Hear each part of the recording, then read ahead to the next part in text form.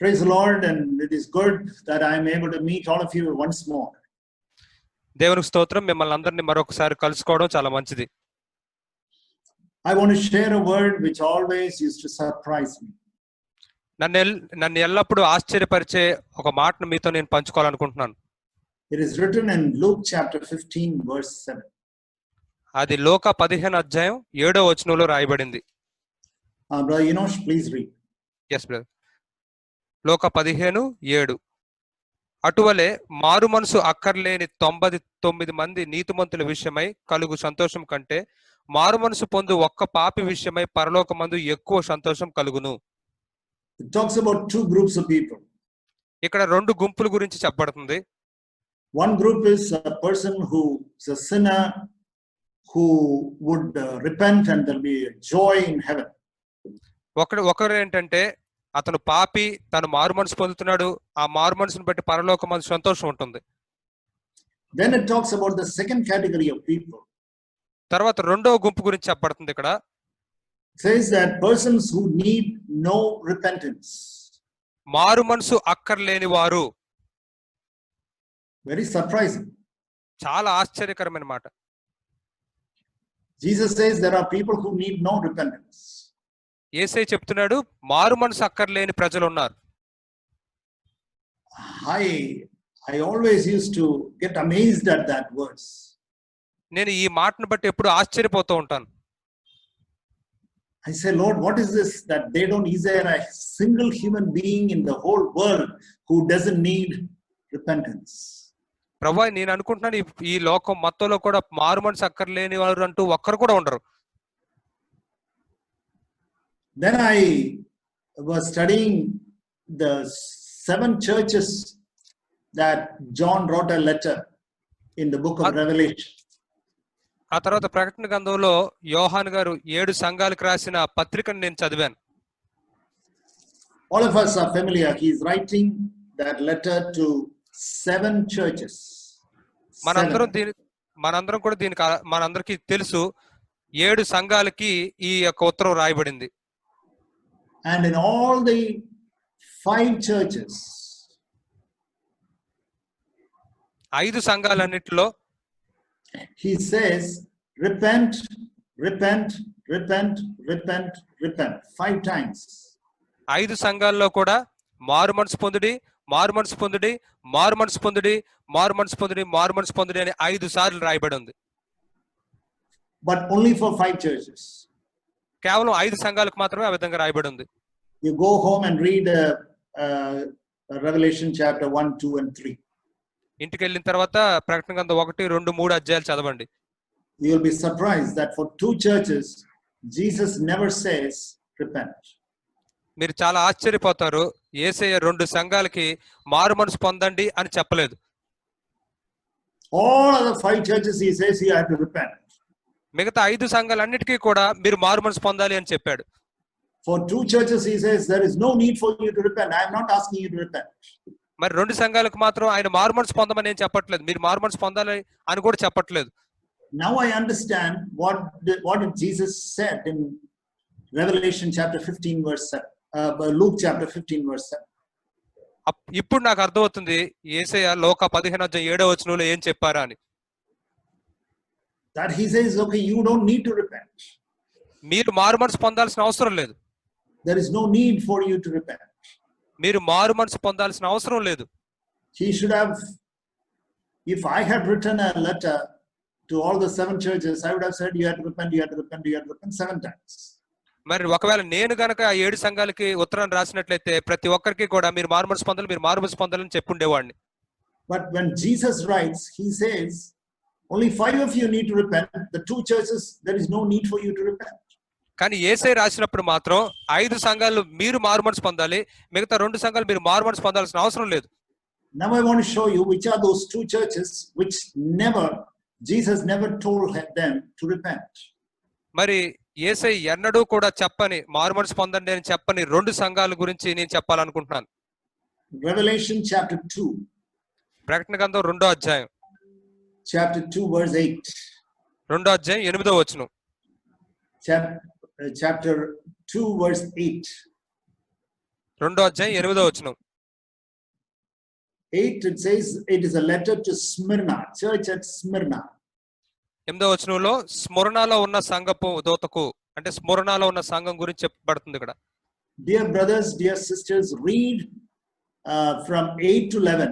Maybe at home you can go and read. There is no need, there is no word as repentance. మరి ఇంటికి వెళ్ళిన తర్వాత చదవండి ప్రియ సహోదరి సహోదరులారు. 8 నుంచి 11 వచనాలు. అక్కడ మారు మనసు పొందుడి అని చెప్పే ఒక్క మాట కూడా లేదు. He says only appreciation to them. ఆయన కేవలం వారిని మెచ్చుకుంటూ ఉండే మాటలు చెప్పాడు. Only appreciation. కేవలం మెచ్చుకునే మాటలే. Then only he says be faithful. ఇంకా ఏం చెప్పారంటే మీరు నమ్మకంగా ఉండండి. That means as I am appreciating all these points 1 2 3 4 5, you continue in that and be faithful in that. మరి నేను ఏదైతే చెప్తున్నానో మిమ్మల్ని మెచ్చుకుంటూ 1 2 3 4 5 విషయాలు దాంట్లో మీరు కొనసాగుతూ ఉండండి. దాని విషయంలో నమ్మకంగా ఉండండి. He is not saying that you have to repent from that sin or this sin or that sin. ఆయన మీరు ఆ పాప నుంచి ఈ పాప నుంచి ఆ పాప నుంచి మీరు మారుమనసు పొందాలి అని చెప్పడం లేదు. And then I will show you the second church. ఆ తర్వాత రెండో సంఘాన్ని కూడా మీకు చూపిస్తాను. Chapter 3. మూడో అధ్యాయం verses 7 onwards. 7వ వచనం నుంచి. It says that is a letter for the Philadelphia church. ఇది ఫిలదెల్ఫియా సంఘంకు రాసిన పత్రిక. You read up to verse 13 at home. There is no word of repentance there. మరి 13వ వచనం వరకు మీరు ఇంటి దగ్గర చదవండి. అక్కడ కూడా మారు మనసు అనే మాట ఉండదు. And if you read our through the Bible of Brother Zach, మరి సహోదరు జాక్ గారి బైబిల్ అధ్యయనం అనే దాన్ని మీరు చదివినట్లయితే he calls the church of Smyrna as a good church, a suffering church and a good church. మరి స్మరణ సంఘాన్ని చాలా మంచి సంఘంగాను చాలా వేదనలు శ్రమలు అనుభవిస్తున్న సంఘంగాను అక్కడ చెప్పబడింది. And in Philadelphia church is also a good church, which is also a faithful church. మరి ఫిలదెల్ఫియా సంఘం కూడా చాలా మంచి సంఘం మరియు అది చాలా నమ్మకమైన సంఘం. So Smyrna church was a suffering church and Philadelphia church was a faithful church. మరి స్మరణ సంఘం ఏమో చాలా శ్రమలు అనుభవిస్తున్న సంఘం మరియు ఫిలదెల్ఫియా సంఘం ఏమో చాలా నమ్మకమైన సంఘం. And there is no word that you have to repent. మరియు మీరు మారు మనసు పొందాలి అని చెప్పే ఒక్క మాట కూడా అక్కడ లేదు. Both of them are excellent churches. రెండు సంఘాలు కూడా చాలా చక్కని సంఘాలు. And beloved brothers, beloved sisters, I want you to be excellent church. ప్రియ సహోదరి సహోదరులారా మీరు చాలా చక్కని సంఘంగా ఉండాలని నేను ఆశపడుతున్నాను. The Vizag church should be an excellent church. ఈ వైజాగ్ లో ఉన్న సంఘం చాలా చక్కని సంఘంగా ఉండాలి. Smyrna church was an excellent church. It was a good church. మరి స్మరణ సంఘం చాలా మంచి సంఘం, చక్కని సంఘం. Suffering church. శ్రమలు అనుభవిస్తున్న సంఘం. Philadelphia church was a faithful church. Philadelphia సంఘం చాలా నమ్మకమైన సంఘంగా ఉంది. Now I want to say, why did Jesus say there is no need, there is nothing I see in you that you need to repent? Why did he say that? మరి యేసయ్య వారితోటి మీలో మారు మనసు పొందడానికి ఏమీ లేదు అని ఎందుకని ఆయన చెప్పాడు? All other 5 churches he said you have to repent, you have to repent, you have to repent 5 times to 5 churches. మరి మిగతా 5 సంఘాలకి కూడా 5 సార్లు మీరు మారు మనసు పొందాలి, మీరు మారు మనసు పొందాలి, మీరు మారు మనసు పొందాలని చెప్పాడు ఆయన. But in these 2 churches there is no word of repentance. Why? కానీ ఈ 2 సంఘాల విషయం వచ్చేసరికి మాత్రం మారు మనసు అనే మాట లేదు. ఎందుకని? And if we go through that, then it will give us some light on ourselves and we can also be like that. మరి వాటిని మనం చూసినట్లయితే దాని విషయంలో మనకు వెలుగు వస్తుంది, మనం కూడా ఆ విధంగా ఉండొచ్చు. We can also be like that righteous people who did not need any repentance. మనం కూడా ఆ విధంగా నీతిమంతులైన వ్యక్తులుగా ఉండొచ్చు, మారు మనసు అక్కర్లేని వ్యక్తులుగా మనం ఉండొచ్చు. First of all, I want to show this verse in 2 Corinthians chapter 7 verse 1. మొదటిగా 2 కొరింథీయులు 7వ అధ్యాయం 1వ వచనాన్ని మీకు చూపించాలనుకుంటున్నాను. 2 Corinthians chapter 7 verse 1. 2 కొరింథీయులు 7వ అధ్యాయం 1వ వచనం. Yeah, brother read. Yes brother. ప్రియులారా మనకు ఈ వాగ్దానములు ఉన్నవి గనుక దేవుని భయముతో పరిశుద్ధతను సంపూర్తి చేసి కొనుచు శరీరమునకును ఆత్మకును కలిగిన సమస్త కల్మషము నుండి మనల్ని పవిత్రులుగా చేసుకొందుము. Yeah, it says because you are children of God in chapter 6 it says. 6వ వచనంలో మీరు దేవుని పిల్లలు కాబట్టి అని చెప్తూ ఈ మాటలు చెప్తున్నారు. And in chapter 6 he says, I am your father. 6వ అధ్యాయంలో నేను మీకు తండ్రినై ఉన్నాను అని చెప్తున్నాడు ఆయన. And then he says in the next verse, chapter 7 verse 1, ఆ తర్వాత 7వ అధ్యాయం 1వ వచనంలో ఆయన ఈ విధంగా చెప్తున్నారు. you had to cleanse all the defilement of the flesh and spirit. శరీరమునకును ఆత్మకును కలిగిన సమస్త కల్మషము నుండి మిమ్మల్ని మీరు పవిత్రులుగా చేసుకోవాలి. All kalmasham in your atma, all the filthiness of your spirit. మీ యొక్క ఆత్మకున్న సమస్త కల్మషం నుండి, మీ ఆత్మకున్న సమస్త మురికి నుండి మిమ్మల్ని మీరు పవిత్రులుగా చేసుకోవాలి. Samasta kalmasham, that means all filthiness in your spirit, in your atma. కాబట్టి మీ యొక్క ఆత్మలో ఉన్న సమస్త కల్మషము, సమస్త చెడు నుంచి మిమ్మల్ని మీరు పవిత్రులుగా చేసుకోవాలి. How many of us will say amen to that? మనలో ఎంతమంది దానికి ఆమెన్ చెప్తారు? Amen. Dear Lord, mercy on me, help me to cleanse myself from all filthiness of the spirit. ప్రభువా, నా యందు కనికరం ఉంచి నా యొక్క ఆత్మకున్న సమస్త కల్మషం నుంచి నన్ను నేను పవిత్రులుగా చేసుకోవడానికి నాకు సహాయం చేయండి. Filthiness of the flesh, all of us know. శరీరంలో ఉన్న కల్మషం మనందరికీ తెలుసు. Getting angry, shouting and beating, కోప్పడడం, అరవడం, కొట్టుకోవడం, lusting, sexual lust, మరి మోహించడం, లైంగికపరమైన మోహాలు, all these things, and these are all the lusts of the flesh. All of us know that. మరి ఇవన్నీ కూడా శరీరంలో ఉన్న కల్మషాలు, మనందరికీ ఇవి తెలుసు. But what about the filthiness in your spirit? కానీ మీ ఆత్మకున్న కల్మషం గురించి ఏంటి మరి? If you cleanse your spirit from all the filthiness, మరి మీ యొక్క ఆత్మకున్న సమస్త కల్మషం నుంచి మిమ్మల్ని మీరు పవిత్రులుగా చేసుకోవాలి. then you will become a righteous person. అప్పుడు మీరు నీతిమంతులైన వ్యక్తులుగా అవుతారు. We can see this. What is this filthiness in our spirit? మరి మన యొక్క ఆత్మలో ఉన్న ఈ యొక్క కల్మషం అంటే ఏంటో మనం చూద్దాం. 1 Peter chapter 4. 1 పేతురు 4వ అధ్యాయం. 1 Peter chapter 4. పేతురు రాసిన మొదటి పత్రిక 4వ అధ్యాయం verse 17. Brother, please read. 17వ వచనం. తీర్పు దేవుని ఇంటి యొద్ద ఆరంభమగు కాలము వచ్చి ఉన్నది. అది మన యొద్దనే ఆరంభమైతే దేవుని సువార్తకు అవిధేయులైన వారి గతి ఏమవును?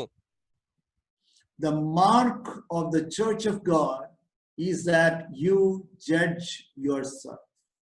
మరి దేవుని యొక్క సంఘం యొక్క లక్షణం ఏంటంటే నిన్ను నీవు తీర్పు తీర్చుకుంటావు. Not judging anybody else, ఇంకా వేరే ఎవరిని కూడా నువ్వు తీర్పు తీర్చవు, but judging yourself. నిన్ను నువ్వే తీర్పు తీర్చుకుంటావు. That is a mark of a child of God. అది దేవుని బిడ్డ యొక్క లక్షణం. That is a mark of a person who is part of the church of God. దేవుని యొక్క సంఘంలో సభ్యుడిగా ఉన్న వ్యక్తి యొక్క లక్షణం అది. That you judge yourself. నిన్ను నువ్వు తీర్పు తీర్చుకుంటావు. Not judging anybody else. ఇంకెవరిని నువ్వు తీర్పు తీర్చవు. Not judging your wife. నీ భార్యను తీర్పు తీర్చవు. Not judging your husband. నీ భర్తను తీర్పు తీర్చవు. Not judging your children. నీ పిల్లల్ని తీర్పు తీర్చవు. Not judging your parents. నీ తల్లిదండ్రులు తీర్పు తీర్చవు. Not judging your brother in the church. సంఘంలో ఉన్న నీ సహోదరుని తీర్పు తీర్చవు. Not judging a sister in the church. సంఘంలో ఉన్న సహోదరిని తీర్పు తీర్చవు. Not judging the elder in the church or elders in the church. సంఘంలో ఉన్న సంఘ పెద్దలు కానీ సంఘ పెద్దలను కానీ నువ్వు తీర్పు తీర్చవు. But a man of God, a child of God, will always judge himself. మరి దైవజనుడు కానీ దేవుని బిడ్డ అనబడేవాడు తను తానే తీర్పు తీర్చుకుంటూ ఉంటాడు. What he will judge? What ఏం will he తీర్పు judge? తీర్చుకుంటాడు? తన గురించి తాను ఏం తీర్పు తీర్చుకుంటాడు? He will judge the filthiness in his spirit. తన ఆత్మలో ఉన్న కల్మషం విషయమై తీర్పు తీర్చుకుంటూ ఉంటాడు. He will judge the spirit, and any type of filthiness in the spirit he will judge. తన ఆత్మను తీర్పు తీర్చుకుంటూ తన ఆత్మలో ఉన్న ఎటువంటి ఏ రకమైన కల్మషం గురించి అయినా తను తీర్పు తీర్చుకుంటూ ఉంటాడు. Let us turn to Proverbs chapter 16 verse 2. సామెతలు 16 అధ్యాయం 2వ వచనాన్ని చూద్దాం. Proverbs chapter 16 verse 2, brother, please read. సామెతలు 16 అధ్యాయం 2వ వచనం. ఒకరి నడతలన్నీ వారి దృష్టికి నిర్దోషంగా కనబడును, యెహోవా ఆత్మలను పరిశోధించును. Yeah.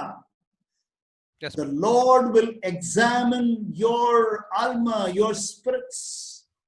దేవుడు నీ ఆత్మలను పరిశోధిస్తాడు, నీ ఆత్మను. You can always say, I'm right, I didn't do anything wrong. నువ్వు ఎప్పుడు అంటూ ఉండొచ్చు, నేను సరిగ్గానే ఉన్నాను, నేనేం తప్పు చేయట్లేదు. You can always say that it was the other person's mistake.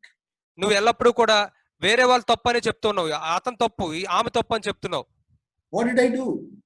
నేనేం చేశాను? What did I say? నేనేం చెప్పాను? It was that brother who said like that.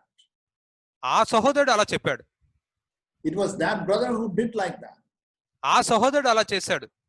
It was my wife who said like that. నా భార్య అలా చెప్పింది. It was my husband who said like that. ఆ విధంగా నా భర్త చెప్పాడు. That is what it says. All the ways of a man are clean in his own sight. You think that you are clean. అదే ఇక్కడ చెప్పబడుతూ ఉంది. ఒకరి నడతలన్నీ వారి దృష్టికి నిర్దోషములకు కనబడుతూ ఉంటది. నువ్వు నిర్దోషిగా నువ్వు చూసుకుంటుంటావు. But God says God is examining your spirits. కానీ దేవుడు ఏం చెప్తున్నాడంటే ఇక్కడ దేవుడు మీ యొక్క ఆత్మల్ని పరిశోధిస్తున్నాడు. When God examines your spirit, దేవుడు మీ ఆత్మలను పరిశోధించినప్పుడు he cannot find that it is clean as you claim. నిన్ను నిర్దోషిగా అనుకుంటున్నట్లుగా ఆయన ఆ విధంగా దాన్ని కనుగొనకపోవచ్చు. Because he is looking not like man looks. ఎందుచేతనంటే మానవుడు చూసినట్లుగా ఆయన చూడటం లేదు. Man looks at but what his eyes see and what his ears hear. మానవుడు తన కళ్ళు ఏదైతే చూస్తున్నాయో, తన చెవులు ఏదైతే వింటుందో దాన్నే చూస్తాడు, దాన్నే వింటాడు. Jesus never did like that. యేసే అలా ఎప్పుడు చేయలేదు. And he says, this is what I think is right. మరి అతను అంటాడు ఇది సరైనదే అని అంటూ ఉంటాడు. But God says, I can see your heart. కానీ దేవుడు అంటున్నాడు, నేను నీ హృదయాన్ని చూస్తున్నాను. I don't see, God said to Samuel that I look at the heart. I don't look as man looks in the outward appearance. మరి దేవుడు సమూయేలు తోటి యెహోవా దేవుడు ఇలా చెప్తూ ఉన్నాడు, నేను మానవులు చూసినట్లుగా చూడట్లేదు, నీ పై రూపాన్ని చూడను, నేను అంతరంగంలో ఉన్న హృదయాన్ని నేను చూస్తాను. I look at your heart. నేను మీ హృదయాన్ని చూస్తాను. So all the sons of Jesse was rejected and only David was accepted because his heart was correct. మరి యెషై కుమారులందరూ కూడా తృణీకరించబడ్డారు, కానీ దావీదు మాత్రం అంగీకరించబడ్డాడు, ఎందుకంటే అతని యొక్క హృదయం సరిగ్గా ఉంది. But all his elder brothers thought that they were all correct and they were all fit to be the king. మరి తన యొక్క అన్నలందరూ కూడా మేము తగిన వాళ్ళం దీనికని అనుకున్నారు, కానీ వాళ్ళందరినీ కూడా దేవుడు తృణీకరించాడు. But God spoke to Samuel's heart that no, their heart is not right. కానీ దేవుడు సమూయేలుతో మాట్లాడాడు, లేదు వాళ్ళ హృదయాలు సరిగ్గా లేవు. When God looks at your heart, God looks at your spirit today. మరి దేవుడు మీ హృదయాన్ని చూస్తాడు, మీ యొక్క ఆత్మని ఈనాడు ఆయన చూస్తూ ఉన్నాడు. How is your spirit today? ఈ రోజు నీ యొక్క ఆత్మ ఎలా ఉంది? Do you have a spirit of unforgiveness inside your spirit? మీ ఆత్మలో మీరు క్షమించే ఆత్మను కలిగి ఉన్నారా? That is a filthiness of the spirit. అదే ఆత్మ యొక్క కల్మషం అంటే. Or you have a revengeful attitude towards another person.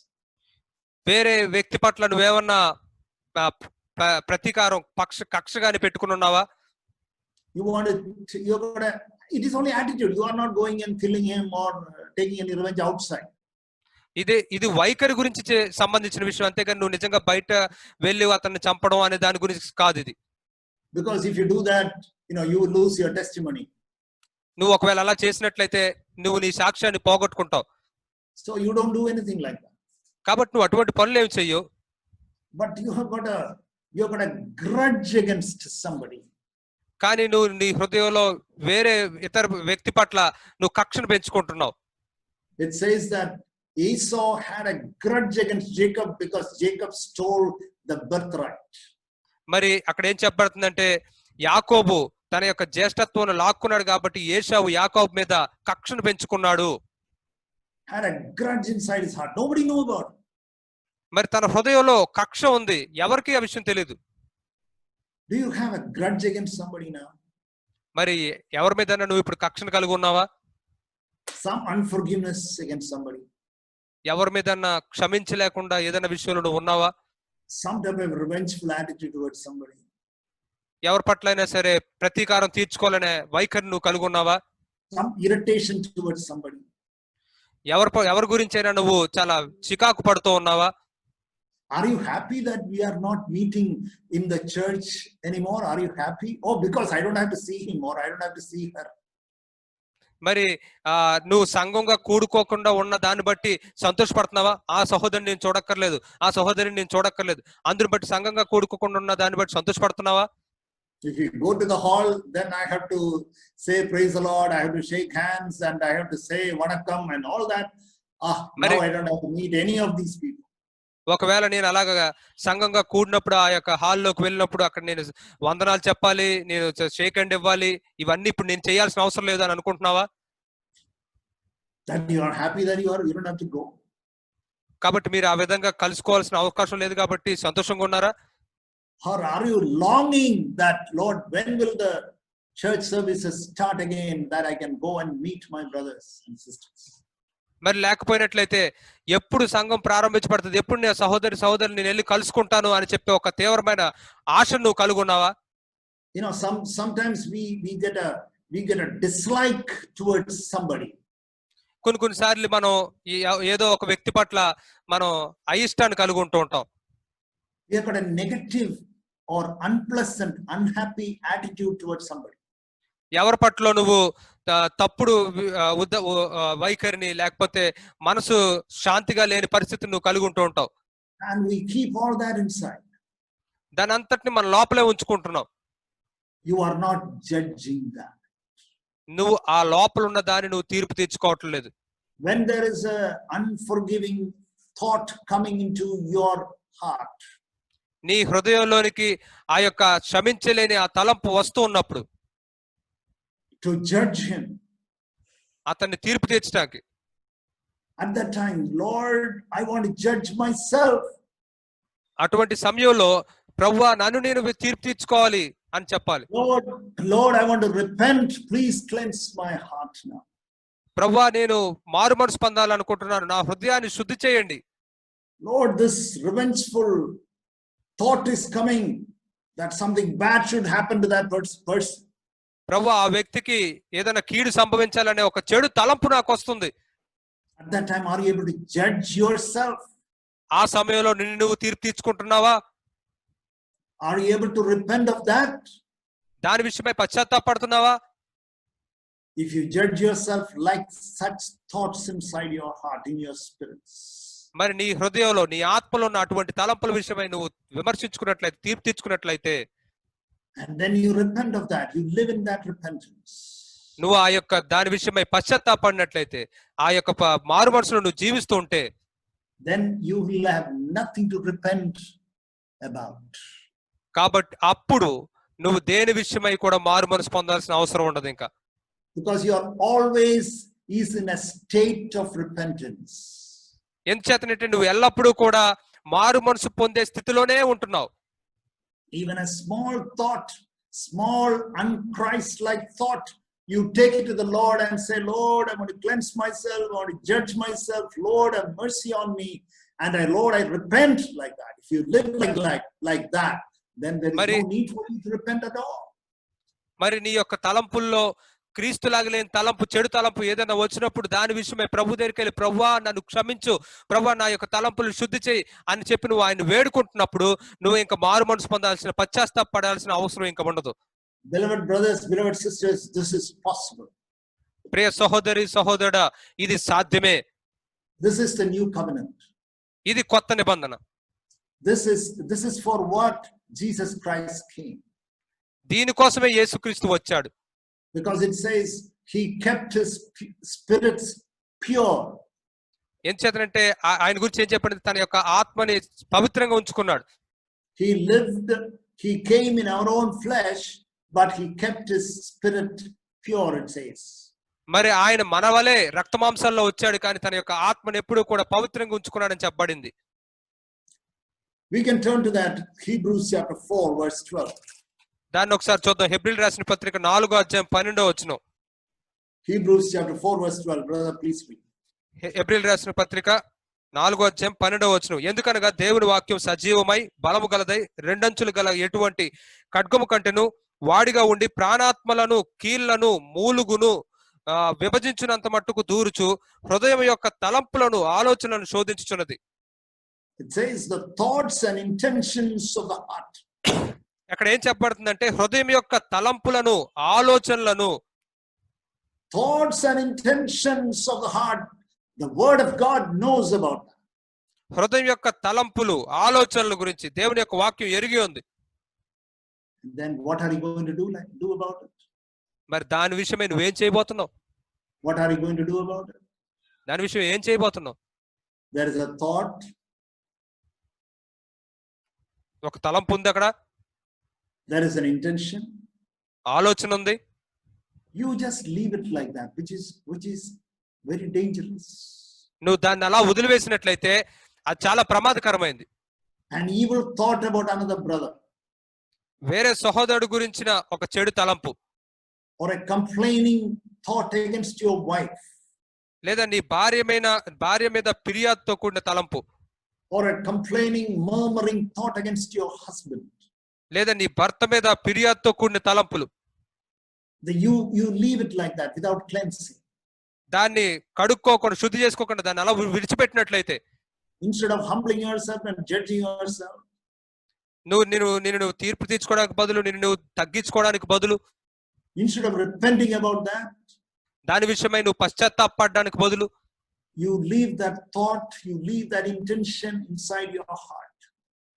ఆ యొక్క తలంపుని, ఆ యొక్క ఆలోచనని హృదయంలో అలా నువ్వు ఉండనిస్తే, you don't cleanse it, you don't cleanse your spirit from that evil filthiness. అప్పుడు నువ్వు ఆ యొక్క చెడు యొక్క విషయం చేత, కల్మషం చేత నీ యొక్క ఆత్మని నువ్వు శుద్ధి చేసుకోవట్లేదు. It is something like, we can say it is something like a seed of a very poisonous tree and fruit. అది ఎలా చెప్పుకోవచ్చు అంటే ఒక చాలా విషపూరితమైన చెట్టు యొక్క విత్తనంగా చెప్పుకోవచ్చు. It's a small seed. అది చాలా చిన్న విత్తనము. It's a small seed, but you leave it there. చాలా చిన్న విత్తనం, కానీ నువ్వు దాన్ని అక్కడ అలా వదిలేస్తున్నావు. What will happen? ఏం జరుగుతుంది? Bible says, బైబిల్ ఏం చెప్తుందంటే it will grow as 30-fold, 60-fold, 100-fold. Bible ఏం చెప్తుందంటే అది 30 దంతలు గాను, 60 దంతలు గాను, 100 దంతలు గాను ఫలించేస్తుందంట. That is not only for good seeds. అది కేవలం మంచి విత్తనాల గురించే కాదు. Jesus said that about good seeds. యేసే దాన్ని మంచి విత్తనాల గురించి చెప్పారు. But it is also true for bad, this poisonous seeds. మరి అది చెడు విత్తనాలైన ఈ విషపూరితమైన విత్తనాల విషయంలో కూడా నిజమే. Then there will be a 30-fold, 60-fold, 100-fold. అప్పుడు 30 దంతలు, 60 దంతలు, 100 దంతలు కూడా వచ్చేస్తుంది. Yeah. Recently I heard of a house. ఒక గృహం గురించిన విషయాన్ని నేను కొంతకాలం క్రితం విన్నాను. Husband and wife had a problem. భార్యాభర్తలు ఇద్దరికి కూడా ఒక సమస్య వచ్చింది. It all started with a small thought. Brother, once again. It all started with a small thought. ఇదంతా కూడా ఒక చిన్న తలంపు ద్వారా ప్రారంభించబడింది. A small intention. చిన్న ఉద్దేశం చేత. And then it was not cleansed. అయితే ఆ చిన్న ఆలోచన తలంపుని శుద్ధి చేసుకోలేదు. Then they started to have arguments. ఆ తర్వాత వాళ్ళు తగాదాలు పడడం మొదలు పెట్టారు. Then that is 30-fold. అది 30 దంతలు అయింది అనమాట. And regularly arguments. ఆ తర్వాత తరచుగా ఏదో మాట తగాదాలు వస్తున్నాయి, వాగ్వాద పడుతున్నారు. Then 60-fold, big fights, beating one another. తర్వాత 60 దంతలు ఒకరినొకరు కొట్టుకుంటున్నారు. And the last week I heard that the wife went and murdered the husband 100-fold. గత వారమే నేను విన్నాను, భార్య వెళ్లి భర్తని చంపేసిందంట. ఇది 100 అంతలన్నమాట. Did you understand? మీకు అర్థం చేసుకున్నారా మీరు? Beloved brothers and sisters, that is not for us. ప్రియ సహోదరి సహోదరుడా, ఇది మన విషయమై నిజం కాకూడదు. If you repent every moment of the day, ప్రతి రోజు కూడా ప్రతి క్షణము నువ్వు మారు మనసు పొందుతున్నట్లయితే, when the Holy Spirit says, పరిశుద్ధాత్ముడు ఏం చెప్తున్నాడంటే, that was a wrong thought, అది ఒక చెడు తలంపు, that was a jealous thought about a brother, ఆ సహోదరుడి పట్ల నువ్వు అసూయతో కూడిన తలంపు నువ్వు కలిగి ఉన్నావు, that was a jealous thought, అది చాలా అసూయతో కూడిన ఆలోచన, that was not a good thought of Christ. అది క్రీస్తుకు సంబంధించిన తలంపు కాదు. If something good happens in another brother's family, are you happy?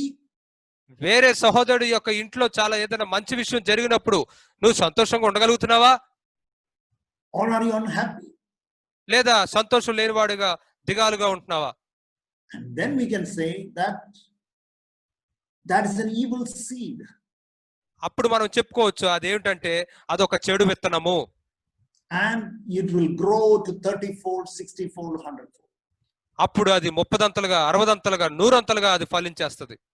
Let's turn to, I want to show this verse in 1 Corinthians chapter 4. ఇంకొక వచనాన్ని మీకు చూపించాలనుకుంటున్నాను. 1 కొరింథీ 4వ అధ్యాయం. 1 Corinthians chapter 4.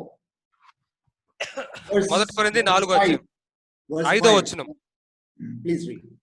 కాబట్టి సమయం రాకమునుపు అనగా ప్రభువు వచ్చు వరకు దేనిని గూర్చి తీర్పు తీర్చకుడి, ఆయన అంధకారమందలి రహస్యములను వెలుగులోనికి తెచ్చి హృదయములోని ఆలోచనలను బయలుపరిచినప్పుడు ప్రతి వానికిని తగిన మెప్పు దేవుని వలన కలుగును. It says which are hidden. ఇక్కడ ఏం చెప్పబడుతుందంటే రహస్యంగా ఉన్నాయి అవి. Thoughts which are hidden and which are secret, it says. మరి రహస్యంగా ఉన్నవి ఏవైతే దాగి ఉన్నాయో అటువంటి తలంపులు ఆలోచనలు hidden in the darkness, అంధకారంలో అది రహస్యంగా ఉంటున్నాయి. the motives of men's hearts, మానవుల యొక్క హృదయ యొక్క ఉద్దేశాలు, all that అవన్నీ కూడా అవన్నీ thoughts and intentions and motives inside your heart, it is in darkness which nobody can see. నీ యొక్క హృదయంలో ఉన్న తలంపులు ఆలోచనలు ఉద్దేశాలు ఎవరు చూడలేని విధంగా అవి రహస్యంలో ఉంటున్నాయి. Dear brothers, we are not supposed to judge another person. ప్రియ సహోదరులారా, మనం వేరే వ్యక్తిని తీర్పు తీర్చడానికి తగిన వారం కాదు. Paul says, I am conscious of nothing against myself, verse 4. 4వ వచనంలో పౌలు గారు చెప్తున్నారు, నా యందు నాకు ఏ దోషమును కానరాదు. He says, Lord, you are the one who examines me. ఆయన చెప్తున్నాడు, ప్రభువా నువ్వే నన్ను విమర్శించేవాడివి. Lord, you are the one who examines me. ప్రభువా నువ్వే నన్ను విమర్శించేది. Lord, please examine me and tell me, is there anything that grieves your heart? ప్రభువా నా యందు నిన్ను బాధపరిచేది ఏదైనా ఉంటే నాకు అది తెలియచేయి ప్రభువా. Lord, is there any thought which is displeasing to you? ప్రభువా ఏదైనా తలంపు నీకు అయిష్టమైనది నాలో ఉంటే నాకు చూపించు ప్రభువా. Lord, is there any motive that displeases you? ప్రభువా నాలో ఉన్న ఉద్దేశం ఏదైనా సరే నిన్ను సంతోషంగా లేకుండా చేస్తూ ఉంటుంది, నాకు చూపించు ప్రభువా. Is there any attitude within me that displeases you? ప్రభువా నాలో ఉన్న ఏదైనా ఉద్దేశం నీకు అయిష్టంగా ఉంటే అది నాకు చూపించు ప్రభువా. Lord, show me. ప్రభువా నాకు చూపించు. How many of us will ask the Lord like that? మనలో ఎంతమంది ప్రభువుని ఆ విధంగా వేడుకుంటారు? And when the Lord shows you, మరి ప్రభువు దాన్ని మీకు చూపించినప్పుడు what shall we do? మనం ఏం చేయాలి? You have to say, be honest with God. మీరు యథార్థంగా దేవునితో చెప్పాలి. And you have to say, Lord, this my evil thought, I bring it to you. ప్రభువా నాలో ఉన్న ఈ యొక్క చెడు తలంపుని నీ దగ్గరికి తీసుకొస్తున్నాను. Please forgive me. దయచేసి నన్ను క్షమించండి. Cleanse me. నన్ను శుద్ధి చేయండి. Lord, I repent and come to you. ప్రభువా నేను మారు మనసు పొంది పశ్చాత్తాపడి నీ దగ్గరికి వస్తున్నాను. I don't want to have even one evil thought in my heart. ప్రభువా నా హృదయంలో ఒక్క చెడు తలంపు కూడా ఉండడానికి నేను ఇష్టపడలేదు. I don't have even one thing bothering my conscience. ప్రభువా నా మనసుని గలిబిలి చేసేది ఏది కూడా నా హృదయంలో ఒక్కటి కూడా ఉండకూడదు. Lord, nothing should trouble my conscience or my heart. ప్రభా నా హృదయాన్ని కానీ నా మనస్సాక్షిని కానీ ఏది నన్ను ఇబ్బంది పెట్టకూడదు ప్రభా. Lord, even if anything, Lord, I'm willing to settle it. ప్రభా ఏదన్నా ఉంటే దాన్ని నేను సరి చేసుకోవడానికి నేను ఇష్టపడుతున్నాను. Lord, I'm willing to apologize to anybody. ప్రభా నేను ఎవరికి క్షమాపణ చెప్పడానికైనా నేను సిద్ధంగా ఉన్నాను. Lord, I'm willing to give back any money, Lord, which is not according righteous according to your will. ప్రభా నీ చిత్తం ప్రకారం కాకుండా నాయన నీతిగా కాకుండా సంపాదించిన ఏ డబ్బుని నేను తిరిగి ఇచ్చివేయడానికి నేను ఇష్టపడుతున్నాను. I want to have, Lord, my spirit should be absolutely clean. ప్రభా నా యొక్క ఆత్మ పూర్తిగా శుద్ధిగా ఉండాలని నేను ఇష్టపడుతున్నాను. How many of us will repent like that? మనలో ఎంతమంది ఆ విధంగా పశ్చాత్తాపడతారు? If you repent like that every day, ప్రతి రోజు మీరు ఆ విధంగా పశ్చాత్తాపడినట్లయితే, many times a day, ఒక రోజులో అనేక సార్లు, whenever the Spirit tells you something, ఆత్మ ఎప్పుడైనా మీకు ఏదైనా చెప్పినప్పుడు చూపించినప్పుడు, don't leave it like that. Don't leave it like that, my beloved brothers and sisters. నా ప్రియ సహోదరి సహోదరులారా, ఆత్మ మీకు ఎప్పుడైనా ఏదైనా చూపించినప్పుడు దాన్ని అలా విడిచిపెట్టద్దు, వదిలేయద్దు. Listen to the Holy Spirit. పరిశుద్ధాత్ముడు చెప్పేదాన్ని వినండి. Don't look within your heart. No, that is bad. మీ హృదయంలో మీరు చూసుకున్న అది చెడుది అని వదిలేయద్దు. Paul says, it is the Lord who examines me. పౌలు అంటూ ఉన్నాడు, నన్ను విమర్శించువాడు ప్రభువే. And therefore you have to say, Lord, examine my heart and let me know. అందుకే మీరు కూడా చెప్పాలి, ప్రభువా నా హృదయంలో ఏముందో దాన్ని నువ్వు విమర్శించి నాకు చూపించు ప్రభువా. Lord, tell me that. Tell me anything that displeases you. ప్రభువా నీకు అయిష్టమైనది ఏదైతే ఉందో నాలో దాన్ని నాకు చూపించు ప్రభు, నాకు చెప్పు ప్రభువా. Because I will repent, Lord. I will repent. I'll turn opposite to that. ప్రభువా నేను దాని విషయమై పశ్చాత్తాపడతాను, దానికి పూర్తిగా వ్యతిరేకంగా తిరుగుతాను. I will cleanse myself. I'll apologize. I'll do anything, Lord. I want to have a good conscience before you and before men. ప్రభా నేను వెళ్ళి క్షమాపణ అడుగుతాను ప్రభా, దానికోసం నేను ఏదైనా చేస్తాను ప్రభా, మనుషులు ఏదో దగ్గరికి వెళ్ళి క్షమాపణ కూడా అడుగుతాను ప్రభా, నన్ను శుద్ధి చేయండి. I want to cleanse my spirit completely. ప్రభా నా ఆత్మను పూర్తిగా నేను శుద్ధి చేయదలుచుకుంటున్నాను. How many of us will do that? మనలో ఎంతమంది దాన్ని చేస్తారు?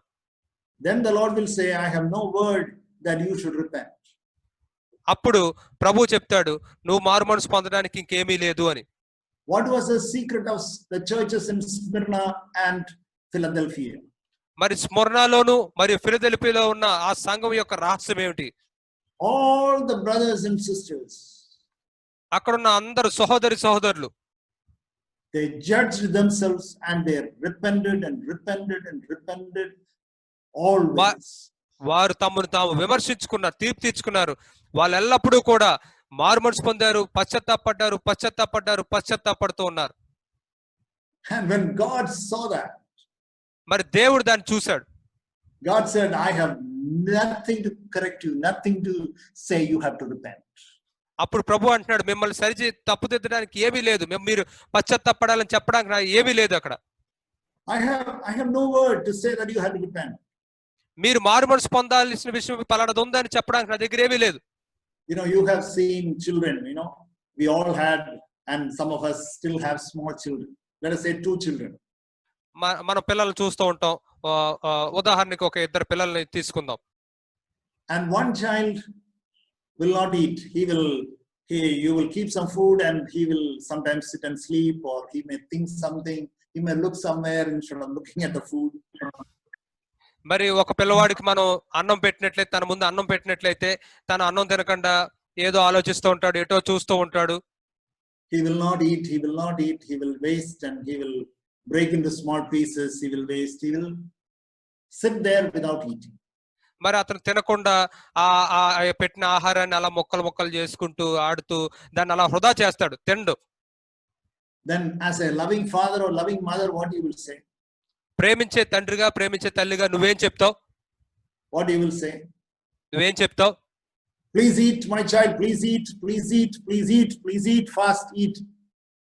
మనం ప్రేమించే తండ్రిగా తల్లిగా ఏం చెప్తా అంటే, దయచేసి తిను, వేగంగా తిను, త్వరగా తిను అని చెప్తూ ఉంటాం. Okay, now you have the second child. మరి ఇప్పుడు రెండో బిడ్డ గురించి చూద్దాం.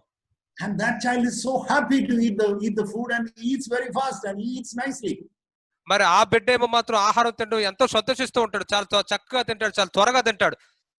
You don't have to even say once, please eat, please eat, please eat. ఒక్కసారి కూడా దయచేసి నువ్వు తిను, దయచేసి నువ్వు తిను అని చెప్పాల్సిన మాట ఉండదు. I hope you understand. మీరు అర్థం చేసుకున్నారని ఆశపడుతున్నాను. Or there are some children who will study without even telling even once. మరి ఇంకొంతమంది పిల్లలు ఎలా ఉంటారంటే మనం ఒక్కసారి కూడా చెప్పకపోయినా వాళ్ళు చదువుకుంటూనే ఉంటారు. But certain children we have to say, sit and study, enough of play, study. కానీ కొంతమందికి మాత్రం ఇంకా ఆటలు చాలు ఇంకా చదువు అని చెప్తూ ఉంటాం. But another child you don't have to say. కానీ ఇంకొక బిడ్డకి చెప్పాల్సిన అవసరం లేదు, ఎందుకంటే తను ఎల్లప్పుడూ చదువుతూనే ఉన్నాడు. That is how the Lord also looks at you. అదే విధంగా దేవుడు కూడా నీ విషయమై చూస్తూ ఉన్నాడు. You are always repenting. నువ్వు ఎల్లప్పుడూ పశ్చాత్తాపడుతూనే ఉన్నావు. Therefore the Lord says, I don't have to tell you to repent, you are already repenting. కాబట్టి నువ్వు మారుమనసు పొందాలని చెప్పాల్సిన అవసరం లేదు, ఎందుకంటే నువ్వు ఎల్లప్పుడూ మారుమనసు పొందుతూనే ఉన్నావు. That is the reason why he never said to Smyrna and the Philadelphia churches, you had to repent. అందుచేతే స్మరణకు గాని ఫిలదెల్ఫియా సంఘం గాని నువ్వు మారుమనసు పొందాలని ప్రభువు చెప్పలేదు. They judged themselves and they repented moment by moment. వారు తాము తీర్పు తీర్చుకున్నారు, క్షణం తర్వాత క్షణం వాళ్ళు తాము తీర్పు తీర్చుకుంటున్నారు.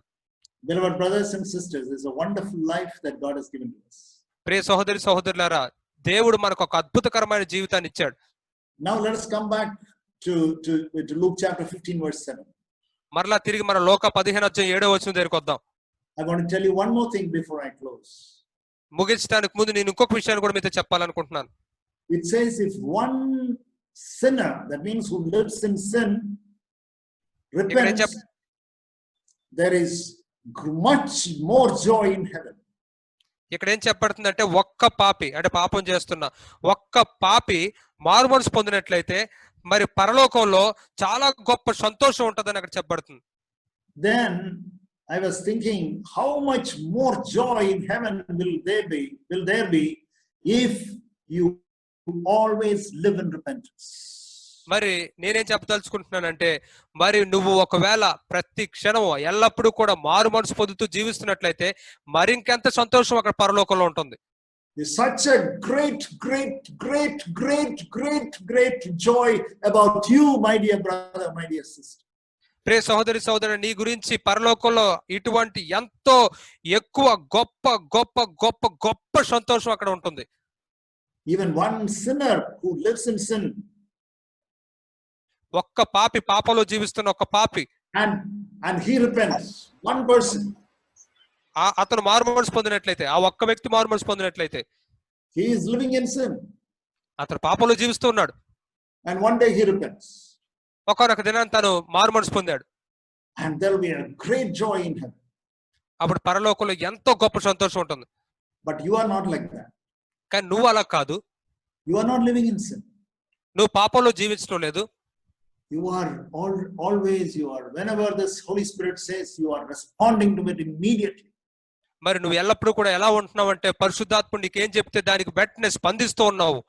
And you are living in the spirit of repentance. నువ్వు ఎల్లప్పుడూ కూడా మరి మారు మనసు పొందే ఆత్మలో జీవిస్తూనే ఉన్నావు. There will be a great joy God has about you, my dear brother, my dear sister. నా ప్రియ సహోదరుడు నీ విషయమై దేవుడు ఎంతో గొప్ప సంతోషాన్ని కలిగి ఉన్నాడు. And God will take care of all your needs. మరి నీ అవసరాలన్నిటిని బట్టి కూడా దేవుడు జాగ్రత్త వహిస్తాడు. All the earthly needs and the spiritual needs, God will meet all your needs. నీ యొక్క భూలోకపరమైన అవసరాలు గాని ఆత్మపరమైన అవసరాలు గాని అన్ని అవసరాలను దేవుడు చేరుకుంటాడు. Because you are a person who is living in repentance. ఎంచేతంటే నువ్వు ఎల్లప్పుడూ కూడా మారు మనసులో జీవిస్తున్న వ్యక్తివి కాబట్టి. There is no need for God to say you have to repent, you have to repent, you have to repent. మరి నువ్వు మారు మనసు పొందాలని దేవుడు నీకు చెప్పాల్సిన అవసరం లేదు. You are voluntarily repenting always. నువ్వు స్వతహాగా ఎల్లప్పుడూ కూడా మారు మనసు పొందుతూనే ఉన్నావు. May the Lord bless you and may the Lord lead you to such a life. దేవుడు మిమ్మల్ని ఆ విధంగా దీవించి అటువంటి జీవితంలోకి మిమ్మల్ని నడిపించును గాక. God bless you. దేవుడు మిమ్మల్ని దీవించును గాక. Amen. ఆమేన్.